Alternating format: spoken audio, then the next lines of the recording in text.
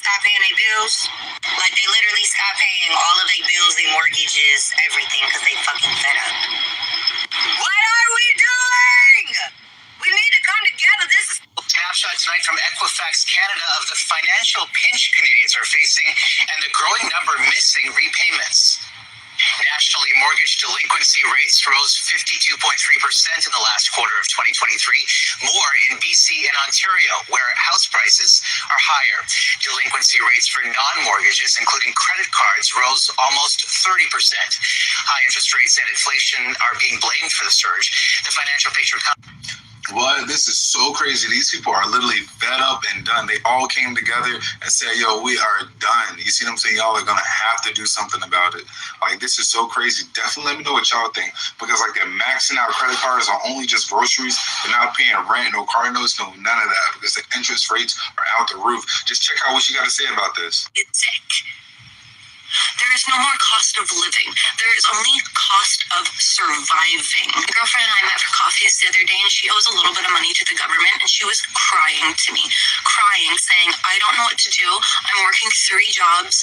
I'm a single mother. Like, I can't afford to live here anymore. So she had a call with the CRA, and the CRA ripped her apart. They said it is unacceptable that you have not maxed out your credit cards to pay us. It is not acceptable that you are paying $1,000 a month in groceries for yourself and your 3 children. You need to cut back. So she said to them, you're telling me that you want me to take the food from my children's mouth to pay your greedy ass when it's your fault that fucking groceries are astronomically priced right now. We are all in this together. We are all suffering together. The cost of living is killing people. Families are falling apart. I try to tell y'all, man. Tree 101. I don't know. They used to use urine to take.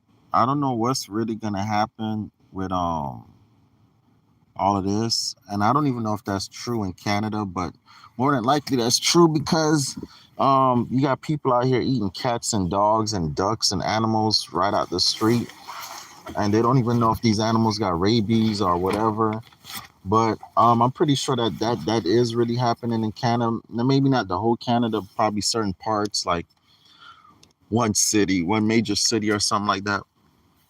But this is what they want anyway. They want this to happen. And I'm pretty sure it's gonna spread all throughout the world, be honest with you, because if people can't afford to pay their bills, they can't afford to pay their bills.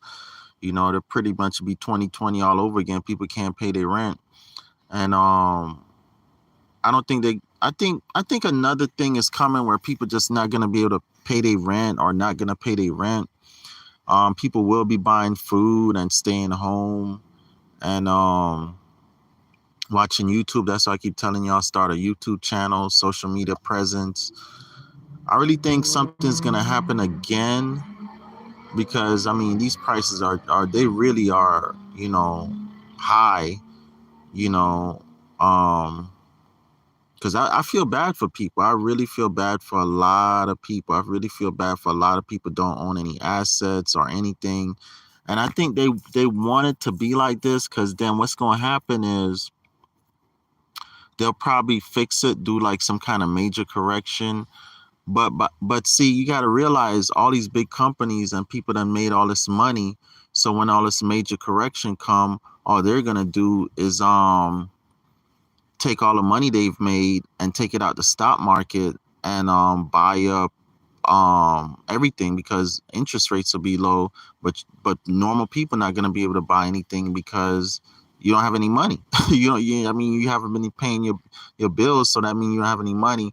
So that's all that's going to happen is, you know, they're going to kill the stock market because people not spending money and stuff like that. And they're going to people are spending money, but people are not paying their bills and their rents and stuff like that. So, you know, they're pretty much, you know, playing people. They're playing people. People are getting played. That's why I keep telling y'all, man, none of this would be happening if people all own their own property, all own their own land, all knew, you know, what was really going on, all, you know, got together and really, you know, put an end to it. But anyhow, in a way, I'm happy for Canada, but unless you know, you just really go ahead and buy some land. I mean, you just want your landlord to lower your rent or food costs to go down. You're still not fixing the problem. You know, your rent go down, food costs go down. You're still not fixing the problem. You're still getting up every day, going to get a job. You still don't own anything. You still have to go to the grocery store, buy your food. You're still not fixing the problem. So anyhow, I just think they're creating this problem so people can then complain. Then they're going to come in and fix the problem. But the way they're going to fix it's still going to be screwing people. You're still going to be screwed. Let's see what this other video was saying. And animal skins. So families used to all pee in a pot, and then once a day it was taken and sold to the tannery. If you had to do this to survive, you were piss poor. But worse than that were the really poor folk who couldn't even afford to buy a pot. They didn't have a pot to piss in and were the lowest of the low. The next time you are washing your hands and complain because the water temperature isn't just how you like it, think about how things used to be. Here are some facts about the 1500s. Most people got married in June because they took their yearly bath in May, and they still smelled pretty good by June. Since they were starting to smell, however, brides carried a bouquet of flowers to hide the body odor, hence the custom today of carrying a bouquet when getting married. Baths consisted of a big tub filled with hot water. Wow. This makes sense. You see how people had carry traditions. They don't even know why the fuck. So this is why women carry a bouquet when getting married. And this is why they say you don't have a pot to piss in. I'm telling you, man, it's crazy how people out here doing some of everything and don't even know why the fuck they doing it. The man of the house had the privilege of the nice clean water, then all the other sons and men, then the women, and finally the children. Last of all, the babies. By then, the water was so dirty, you could actually lose someone in it. Hence the saying, don't throw the baby out with the bath water. Houses had thatched roofs, thick straw piled. Wow. That's where they got that from. That shit is a real thing. Don't throw the baby out with the bath water. Wow. Interesting. Not saying it's true, but very interesting. High, with no wood underneath. It was the only place for animals to get warm, so all the cats and other small animals, mice, bugs, lived in the roof. When it rained, it became slippery, and sometimes the animals would slip and fall off the roof, resulting in the idiom, "It's raining cats and dogs." There was nothing to stop things from falling into the house. This posed a real problem in the bedroom, where bugs and other droppings could mess up your nice clean bed.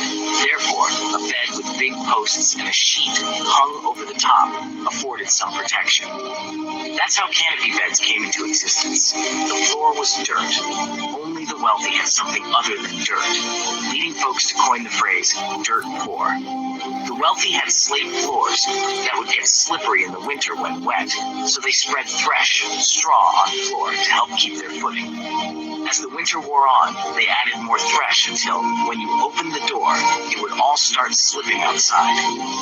A piece of wood was placed in the entranceway, subsequently creating a threshold. In those old days, they cooked in the kitchen with a big kettle that always hung over the fire. Every day, they lit the fire and added things to the pot. They ate mostly vegetables and did not get much meat. They would eat the stew for dinner, leaving leftovers in the pot to get cold overnight, and then start over the next day. Sometimes stew had food in it that had been there for quite a while, and thus the rhyme, peas porridge hot, peas porridge cold, peas porridge in the pot 9 days old. Sometimes they could obtain pork, which made them feel quite special. When visitors came over, they would hang up their bacon to show off. It was a sign of wealth that a man could bring home the bacon. They would cut off a little to share with guests, and would all sit around and chew the fat.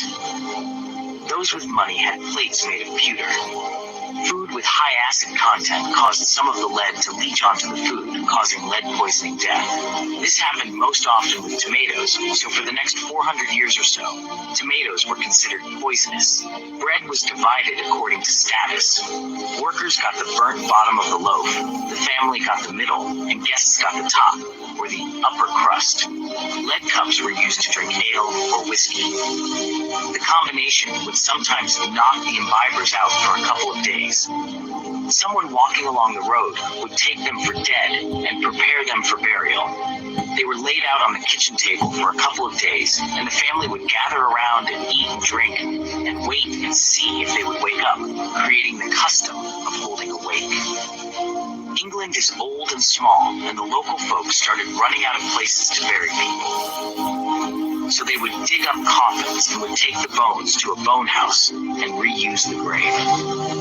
When reopening these coffins, 1 out of 25 coffins were found to have scratch marks on the inside, and they realized they had been burying people alive, so they would tie a string on the wrist of the corpse, lead it through the coffin and up through the ground and tie it to a bell. Someone would have to sit out in the graveyard all night, the graveyard shift, to listen for the bell. Thus, someone could be saved by the bell or was considered a dead ringer. And that's the truth. Wow. Crazy. Anyhow, get in my mastermind, man. 754-229-0940. 754-229-0940. Peace. Tree 101. They used to use urine to tan animal skins. So families used to all pee in a pot and then... You guys, did you see that Canada stopped paying their bills?